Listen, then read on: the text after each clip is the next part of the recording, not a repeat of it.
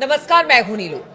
तो इजराइल और हमास के बीच जंग रोज ब रोज अब तेज होती चली जा रही है। अगर कल की बात की जाए तो कल एक बार फिर से इजराइल ने गजा में घुसकर हमले किए। वहीं अगर हमास की बात की जाए, उसका कहना है कि जो टैंक अंदर दाखिल हुए हैं वो हम अब बाहर निकलने नहीं देंगे। यानी अब वहां पर जो हमास है वो भी हमले की तैयारी में है। इसको लेकर वहां पर क्या स्थिति बनी हुई है, इजराइल क्या सोच रहा है, बातचीत करने के लिए मयंक मेरे साथ जुड़ गए हैं। मयंक, अगर बात की जाए, इजराइल रोज हमले कर रहा है, खास तौर पर अगर गजा की बात की जाए, चाहे नॉर्थ गजा हो या फिर साउथ गजा हो। अब तो पहले तो मिसाइल से अटैक हुए, अब वहां पर टैंक यानी कि ग्राउंड पर अब अटैक शुरू हो गए हैं। लेकिन दूसरी तरफ अब हमास भी ये कह रहा है कि जो टैंक अंदर दाखिल हुए उसे हम बाहर जाने। देखिए, जहां से आपने बात शुरू की उसको आगे बढ़ाते हैं। हमास की तरफ से बयान आया है कि जो मरकावा टैंक्स इजराइल के दाखिल हुए हैं गजा में, जैसे हमने पहले टैंकों को निशाना बनाया था, इजराइल के मरकावा टैंक्स जिस तरह से पहले उड़ा दिए गए थे, वही हश्र इस बार भी होने जा रहा है। ये पहली धमकी हमास की तरफ से आई है। दूसरी चीज हमास की तरफ से ये कही गई है कि जो बंधक है हमारे पास, अब अगर इनको कुछ हो जाता है तो इनकी मौत के जिम्मेदार खुद बेंजामिन नेतन्याहू होंगे। इजराइल इनकी मौत का जिम्मेदार होगा। बात नंबर 2। बात नंबर 3, आप देखें, कल जो है आपने देखा, हमने तस्वीरें देखी कि इजराइल में बड़ा जबरदस्त प्रदर्शन हुआ है नेतन्याहू के खिलाफ।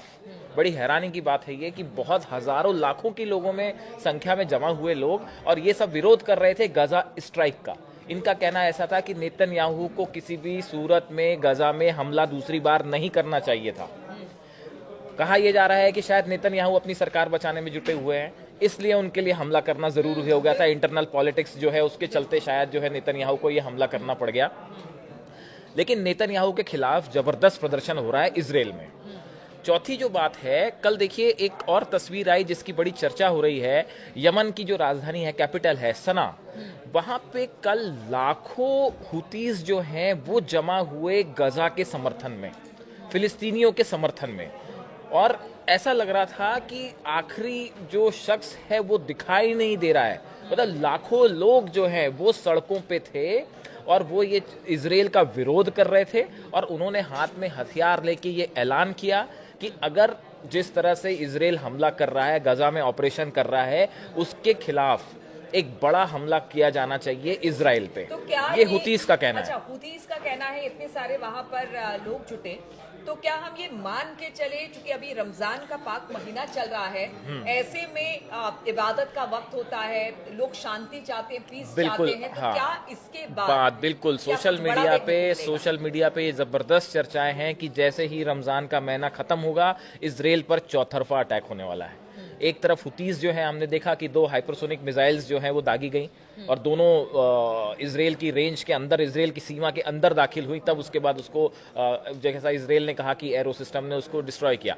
लेकिन ऐसा बताया जा रहा है, ऐसा मानना है कि कुछ एक्सपर्ट्स का भी मानना है कि जैसे ये रमजान खत्म होगा, महीना ईद जैसे ही होएगी, उसके बाद एक बार फिर जो है इजराइल को बड़ा जवाब मिलने वाला है इस गजा के हमले का। अब वो किस रूप में होगा? ड्रोन अटैक्स हो सकते हैं, हमास की तरफ से हमले हो सकते हैं, हुतीस की तरफ से हमले हो सकते हैं, और ईरान का क्या भूमिका होगी इस पे भी नजर रखनी होगी।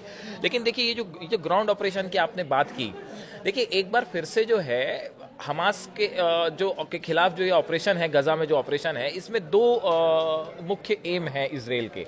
एक तो बार बार वो ये फोकस कर रहा है कि हम बंधकों को छुड़ाना चाह रहे हैं। अब बंधकों को छुड़ाने के लिए जो 17 महीने की लड़ाई थी, उसका क्या अंत हुआ? क्या आप बंधक छुड़ा पाए?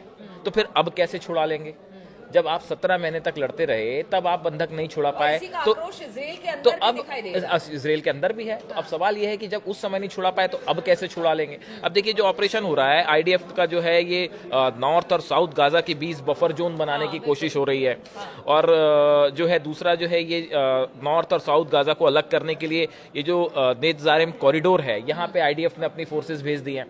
तो देखिए, ये ऑपरेशन जो 2 चीजें हैं, पहली बात तो बफर जोन बनाने की जो कोशिश है वो कहीं कामयाब नहीं हो पाई, न लिबनान में कामयाब हो पाई, आखिर में फोर्सेज वापस आनी पड़ी।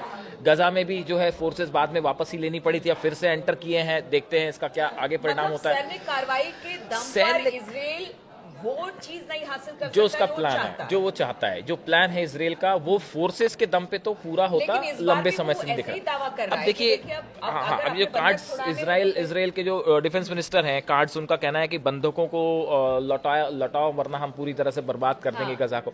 तो देखिए, जो हमास है या जो फिलिस्तीनी संगठन है, वो तो अब उनके पास कुछ खोने को है ही नहीं। वो तो अपनी वैसी ही जान हथेली पे लेके चल रहे हैं और वो कह रहे हैं कि हम किसी भी सूरत में जो है इसराइल को यहाँ पे गजा में कब्जा नहीं करने देंगे, चाहे इसके लिए जान ही क्यों ना चली जाए। तो एक बार फिर इस इलाके में वैसी ही लड़ाई होती दिख रही है जैसे कि 17 महीने पहले हो रही थी। दूसरी चीज ये है कि जो इसराइल का ऑपरेशन है, ये कितना कामयाब हो पाएगा, क्या बंधक छुड़ाए जाएंगे या फिर बंधकों की जान को वाकई खतरा है जैसा कि हमास कह रहा है, और क्या बंधकों की मौत होती है तो उसके जिम्मेदार वाकई अब नेतन्याहू को माना जाएगा। तो ये बड़ी सारी चीजें हैं। और दूसरा देखिए, अब इस पूरे मैटर में आगे ट्रंप की क्या भूमिका होती है, क्या फिर से एक प्रकार से पीस टॉक्स का प्रेशर बनाने की कोशिश है, या पीस टॉक्स अब खत्म ही हो चुके हैं। ये कई ऐसे सवाल है जिनका जवाब मिलेगा कुछ दिनों में। लेकिन फिलहाल तो ये है कि जो इसराइल का ऑपरेशन है, इस ऑपरेशन का परिणाम एक सामने बड़ा भीषण युद्ध होता फिर से दिखाई दे रहा है। मतलब अगर एक सवाल का जवाब और दीजिए, चूंकि नेतन्याहू की बात की जाए, पॉलिटिकल प्रेशर अपने ही घर के अंदर यानी बहुत ज्यादा है नेतन्याहू पर, लेकिन दूसरी तरफ बंधक भी है, उनको भी छुड़ाना है। तो क्या अपने पॉलिटिकल करियर को ऊपर रखकर उन्होंने बंधकों की जान दांव पे लगा दी है? हाँ, जान दांव पे लगा दी, ऐसी चर्चाएं हैं सोशल मीडिया पे भी। ऐसा ही हमास भी यही कह रहा है कि भाई जब बंधक थे, जब पीस प्रोसेस आगे चल रही थी, सेकंड राउंड की बात करनी थी, बंधक छोड़ने शुरू हो गए थे, तो फिर ऐसे में स्ट्राइक करने का क्या मतलब था? अपनी शर्तें हैं इसराइल की, उन शर्तों के मुताबिक वो सीज फायर चाहते थे। अगर बंधकों को छुड़ाना ही प्रायोरिटी होती तो शायद कुछ अपने को लूज करते, थोड़ा सा शर्तों पे थोड़ी नरमी बरतते, तो बंधक रिहा हो गए होते। तो अब कुल मिला के एक बार फिर ये रीजन जो है वो बड़े युद्ध को फेस कर रहा है। बिल्कुल। तो जो नेतन्याहू है, उनकी राजनीति उनके अपने लोगों पर भारी पड़ गई है, और इसी राजनीति को बचाने या फिर पॉलिटिकल करियर को बचाने के लिए नेतन्याहू ने एक बड़ा हमला हमास और गजा पट्टी पर किया है। लेकिन इसके क्या परिणाम होंगे ये तो आने वाले वक्त में ही पता चल पाएगा, क्योंकि देखिए इस वक्त रमजान का महीना है और जिस तरह से लगातार घुसकर गजा के अंदर वार कर रहे हैं नेतन्याहू या फिर इजराइल वार कर रही है, उसके वार के जवाब में किस तरह से हमास की तरफ से अब जवाब मिलेगा, इस पर हमारी नजर बनी रहेगी। आप बने रहिए हमारे साथ।